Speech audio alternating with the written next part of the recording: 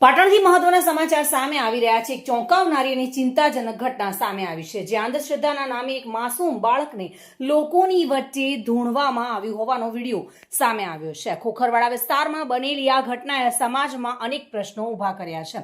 પાટણના ખોખરવાડા વિસ્તારમાં અંધશ્રદ્ધાનો એક વિડીયો સોશિયલ મીડિયા પર વાયરલ થયો છે, જેમાં ભુવાઓ અને પરિવારજનો સાથે મળીને એક નાનકડા બાળકને ધૂણાવી રહ્યા છે.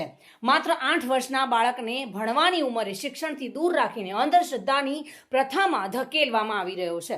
વિડીયોમાં જોવા મળી રહ્યું છે કે લોકોની હાજરીમાં આ બાળક ધૂણતું દેખાયું છે અને આસપાસના લોકો તેને પ્રોત્સાહિત કરતા જોવા મળી રહ્યા છે. આ ઘટનામાં ખાસ વાત એ છે કે UGVCLના કર્મચારી જગદીશ ગૌસ્વામી પણ ત્યાં હાજર રહી ગીતો ગાતા જોવા મળ્યા હતા, જેને લઈને હવે સવાલ ઊભા થઈ રહ્યા છે કે સરકારી કર્મચારીની હાજરીમાં આવી અંધશ્રદ્ધા ફેલાવી કેટલી યોગ્ય છે.